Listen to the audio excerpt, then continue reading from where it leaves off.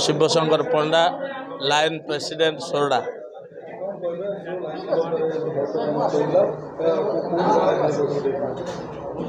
Lions club सोरडा रे बहुत वर्ष चली आसी।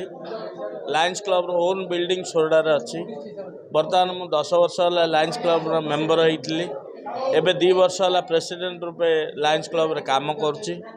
2024-25 पे आज नूतन भाव प्रेसिडेंट रूपे निर्वाचित हली। गोटे अभिमुख्य सोरडार डेवलपमेंट, सोरडार किछि लोकों को नहीं सामाजिक सुरक्षा, सामाजिक कार्यक्रम आम तल दिने ये जो पॉलिथिन व्यवहार पे लोक को इंस्पिरेशन देइथिलु। घर घर डोर टू डोर बुलिक गोटे गोटे बैग देइथिलु। पॉलिथिन व्यवहार कम करिकरी ए बैग टी को व्यवहार करंतु। आ बहुत प्लांटेशन कार्यक्रम करछु।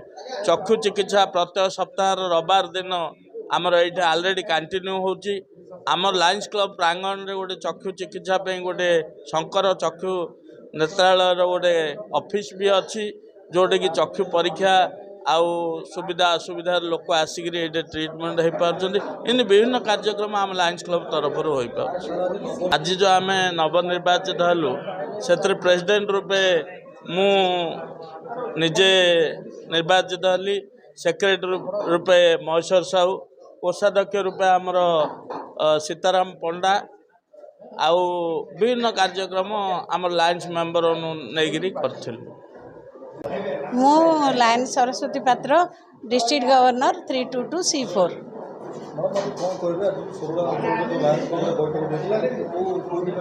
एटा आमर प्रति क्लब रो प्रति वर्ष इंस्टॉलेशन सेरेमनी हुए।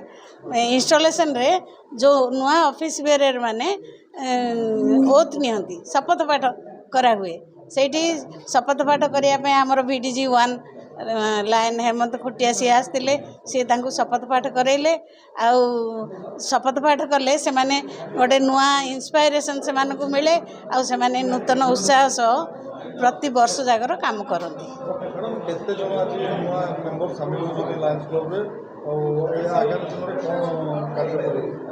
लायंस क्लब रे तो आमर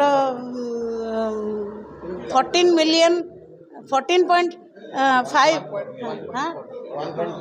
हाँ हाँ 1.4 मिलियन वर्ल्ड वाइड अच्छा मेंबर।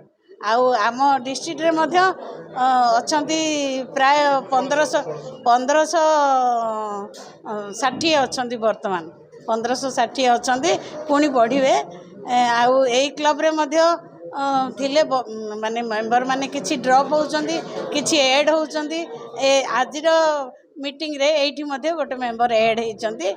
आउ वर्ष जाक हमर नुआ मेंबर ऐड हुअंती।